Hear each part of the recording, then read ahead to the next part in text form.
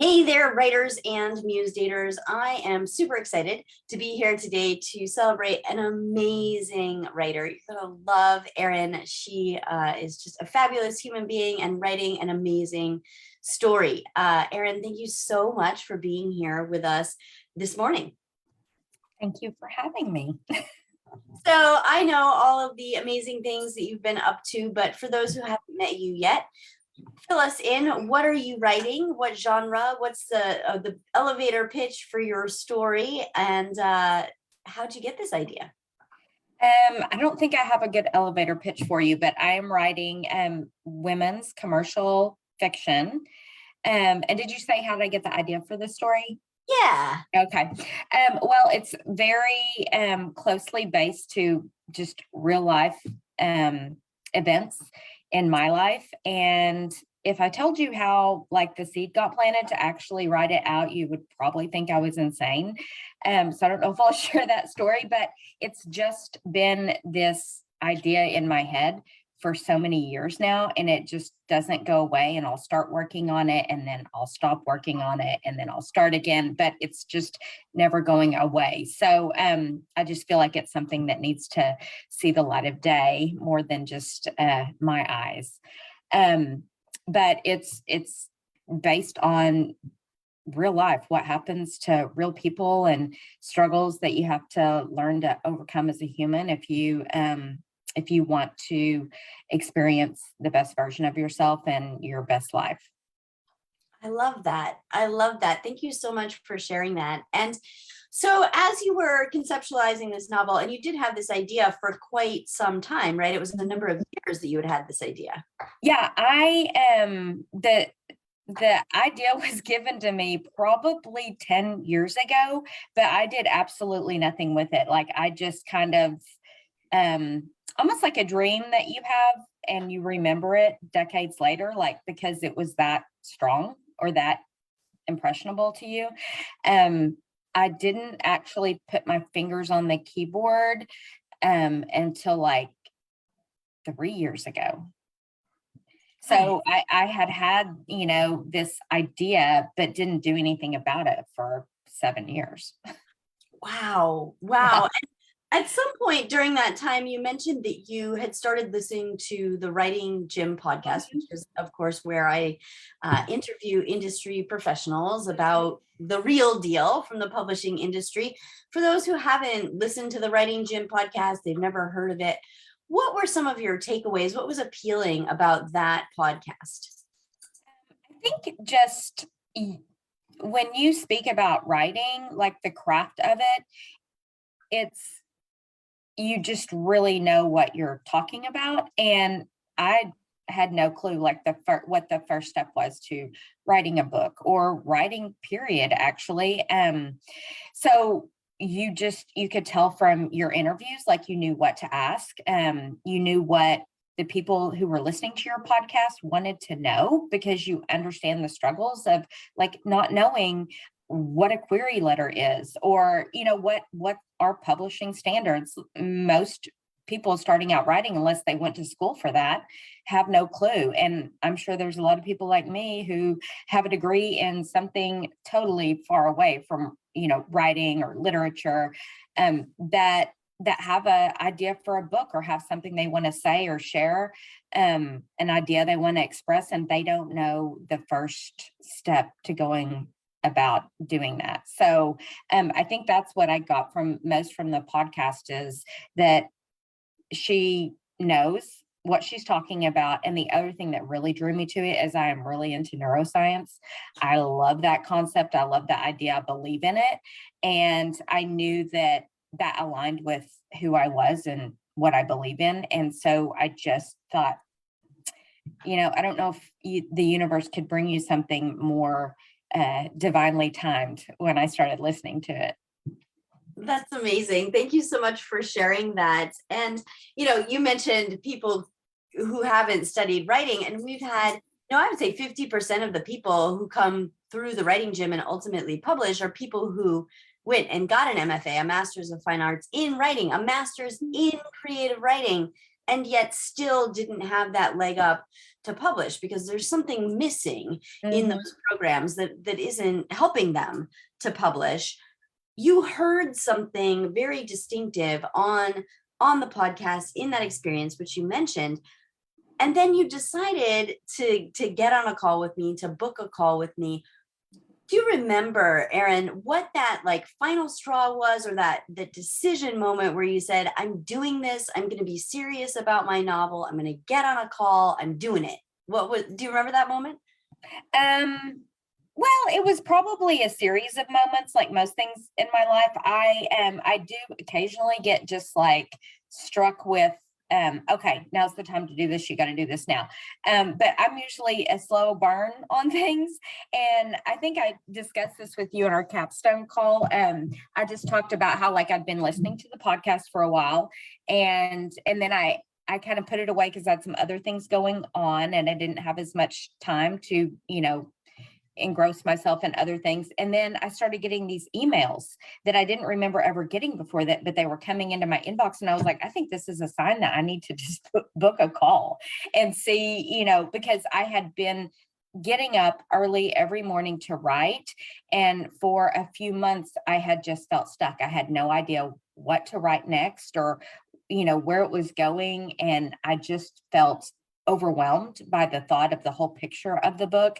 And so when I talked to you on the phone, we talked about the neuroscience part of it, which is my jam. And we talked about, what it is to write a book and have it to a standard that would even get read by somebody an agent or someone in the publishing industry.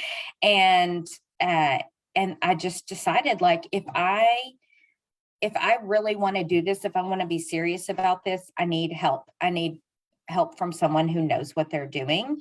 And this was going to be an investment in myself. I've invested in so many other things.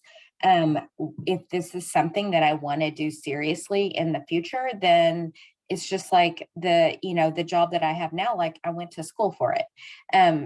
I had professionals teach me. So I need help and education and knowledge in this other area that I just want to. I love what I do for work now, but I want more. Like my whole, like we're always learning and evolving and changing, and I need the training. So I just said, let's do it. I love that. And, I'm really celebrating your stepping into that identity, really taking on your author mantle and having the courage. I think a lot of people, they see this opportunity to get on a call with me. And, I always say, talk about where you are, where you'd like to be, and how you can get there in terms of your writing and your publishing. And I think sometimes people think, well, maybe that's not for me. Like, I am not finished. I haven't started. I'm not good enough. I think some of those kinds of feelings come up. So snitch on me. I'm opening myself up here, Erin. Like, what was it like to get on that call and have that conversation about your writing future? I would say I was a little bit nervous at first because you're talking to someone who's actually already done what you're wanting to do. And I felt very uneducated and unknowledgeable about what we were going to be speaking about. And I think maybe it's just with age, you get to a point where I really, I'm not afraid of embarrassing myself or showing how much I know or don't know about something. And so I was nervous at first. I got, the butterflies, like, oh my gosh, what am I doing? This is a little bit out of my, comfort zone. But I've also learned in life that those moments where you're nervous or scared are the ones you need to lean into the most, because you're probably going to grow the most from them. And your call was just very encouraging. And you could tell from the conversation that we had, just all of the industry speak and the craft and technique speak that you use when you're talking about writing, were things that I'm an avid reader. I read all the time, but I never sat and listened to someone break apart a chapter. Like, why does this chapter make you want to keep reading? And so it was that conversation about those types of things that really made me feel comfortable and made me feel like this woman knows what she's talking about. And I think you genuinely want to help writers succeed. I think that's like your purpose in life, or one of your purposes. I'm sure you have others, but I think you really want to help people and kind of take the mystery out of that a little bit, and also help them break open the creativity that's inside them. That is, like, you might have bursts of it every once in a while, but it's really hard to keep that momentum and to keep being creative. And I think that you genuinely want people to find that in themselves and be able to keep, you know, continue their creative process. Thank you so much for sharing that. And I'm really, again, celebrating what you said about leaning into your fear. And for writers, so many fears come up, right? It's like fear of finishing, fear of not finishing, fear of putting it out in the world, people liking it, people not liking it. This thing my third grade teacher said. I mean, all kinds of fears come in. And I just really want to applaud your leaning into that and moving across that threshold and embracing this big scary thing, but something that you always wanted to do, and really stepping into your dream. That is absolutely amazing. Thank you. I found the older I get, the more wisdom I gain about those type of things. Is you're just never going to grow if you don't get replanted every once in a while.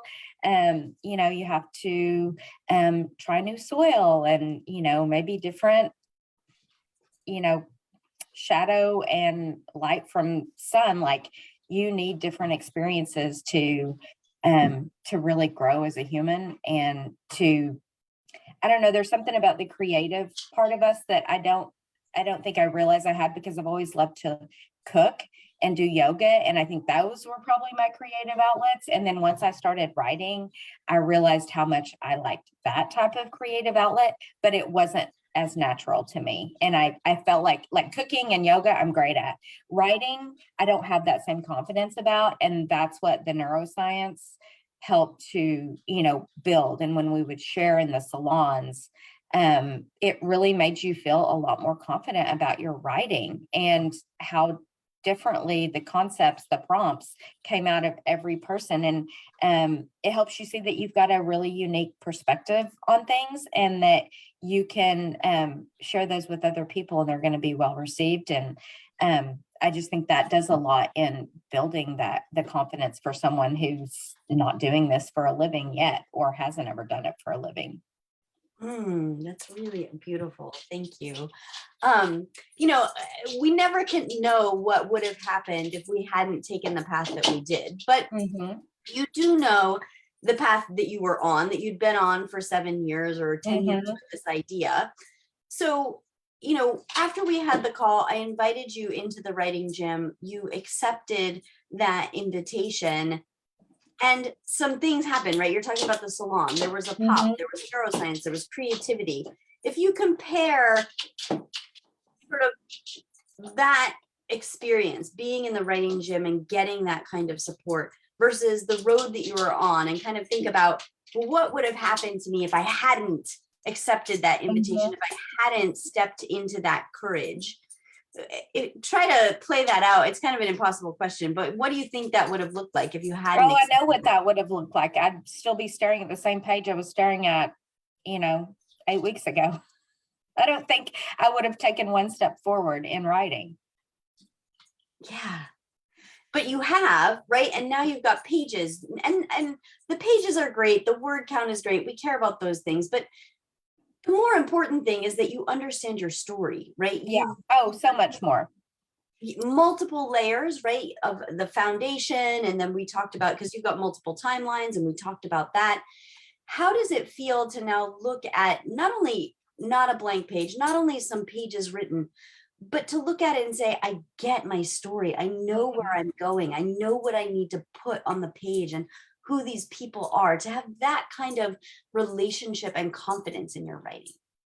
It feels really good, because before it was just like kind of like this big idea that I didn't have any details about, or I'd written about, but it really wasn't, I don't think it was having the impact that it needed to have. And what the writing gym helped do was really help me pick out those kind of like the boulders of the story, the big parts of the story, and you have to know what those are in order to get your character to those.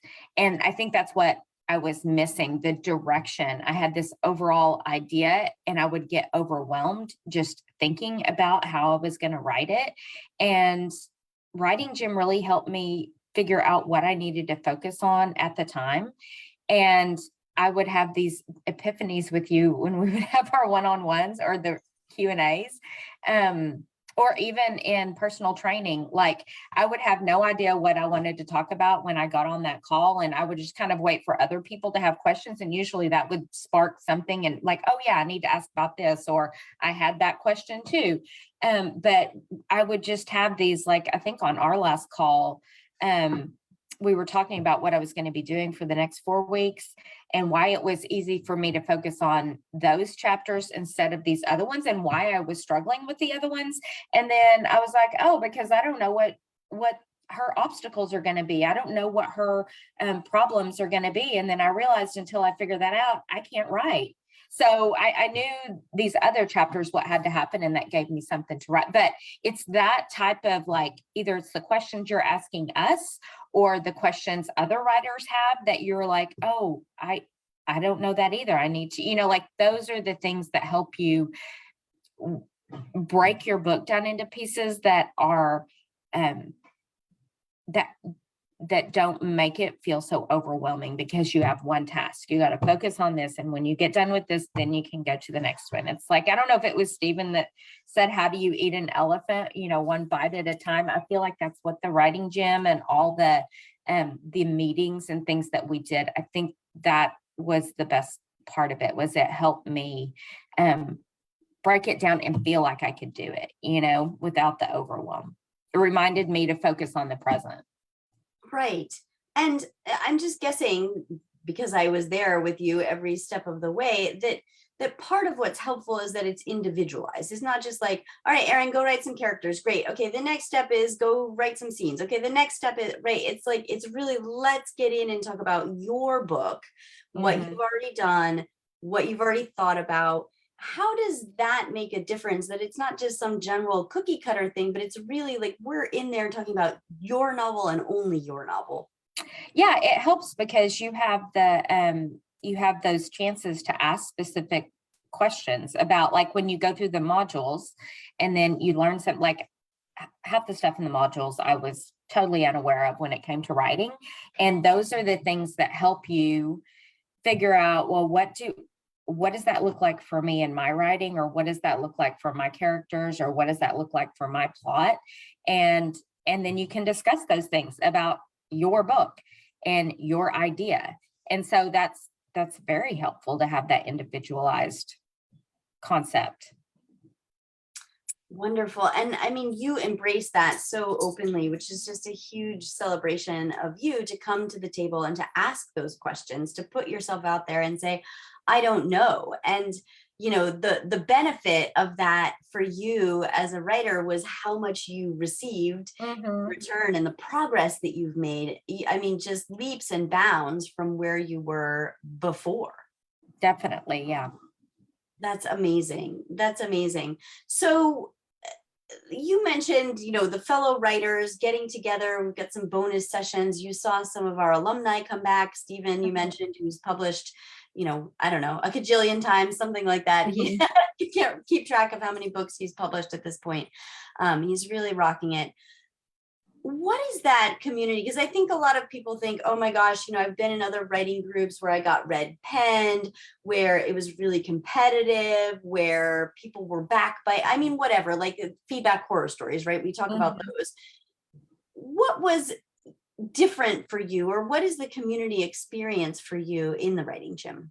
The feedback you get that was probably my favorite part of it. I loved when Brendan would break down everybody's salon stories, the way he explained so much, like I learned just as much from Brendan in those salons as I did in the modules, because you're actually putting it to something that someone just wrote, and you're having it broken down into the craft of it and the technique and what the writer is doing and how they're doing it well.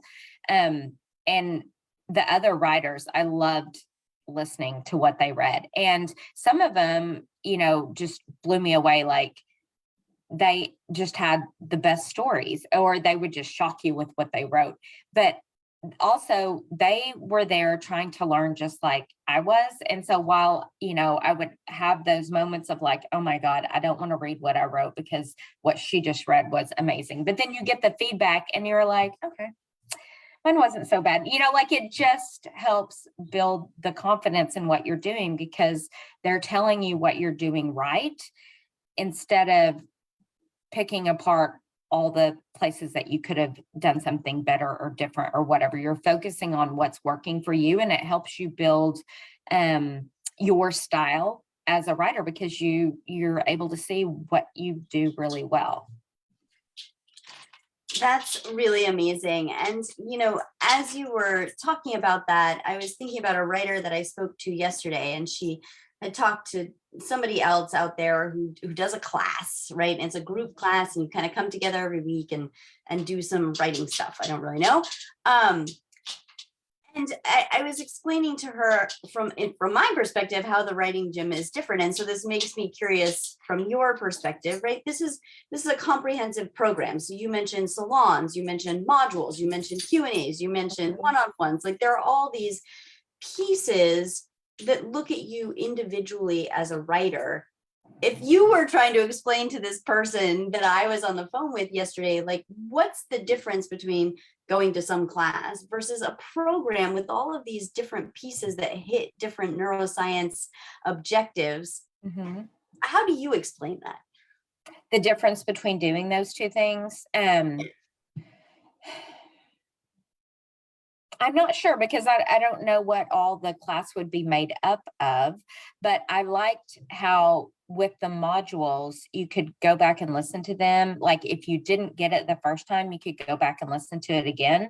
The downloadable worksheets and things that you gave were very, very helpful.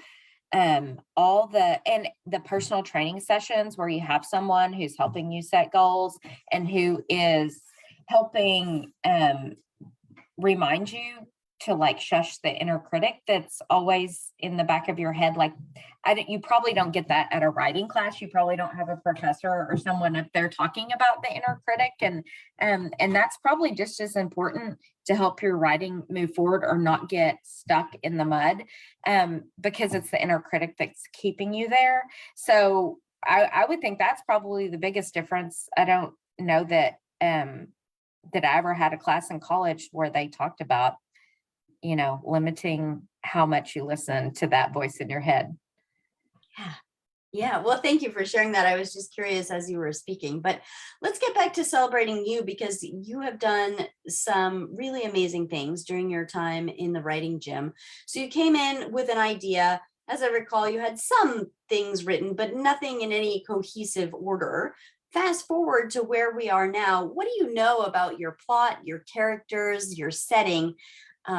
What are we going to celebrate as a major victory here, Erin, on your behalf in terms of where your writing has come in the last 8 weeks?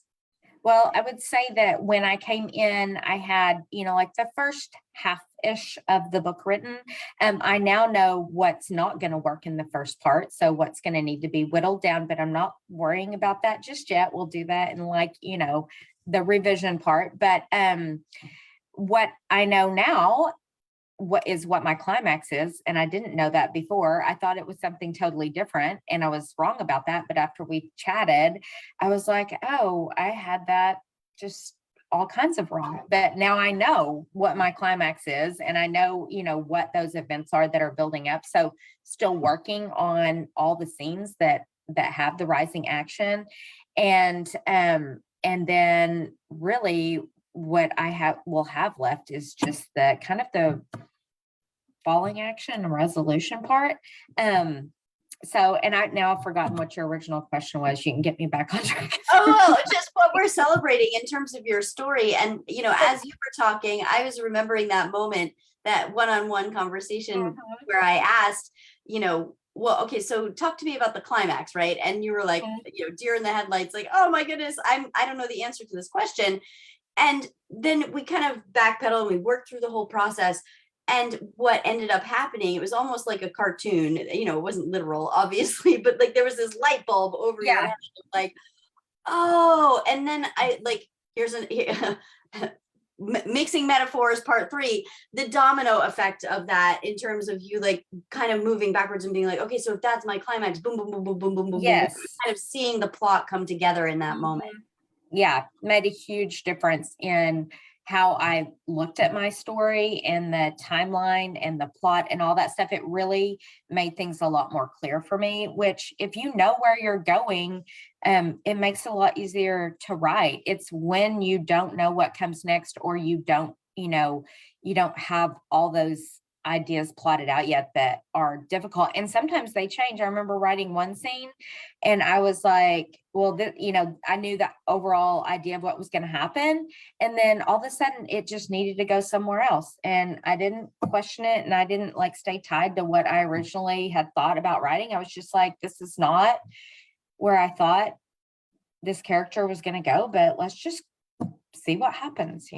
So those are all the great things that happened while I was writing.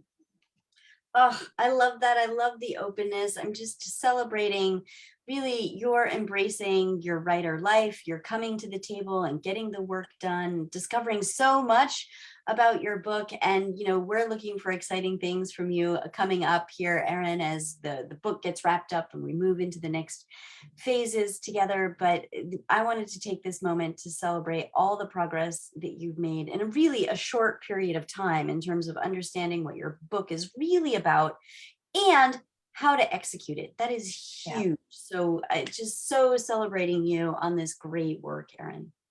Yeah, and thank you for like I wrote more in 8 weeks than I had in 6 months prior. So it works. I love that. I love that. Erin, we're so grateful to have you in the Writing Gym community. Thank you for sharing and for inspiring other writers who are listening and watching today. We appreciate you and we wish everyone listening and watching. Until next time, happy writing. Bye.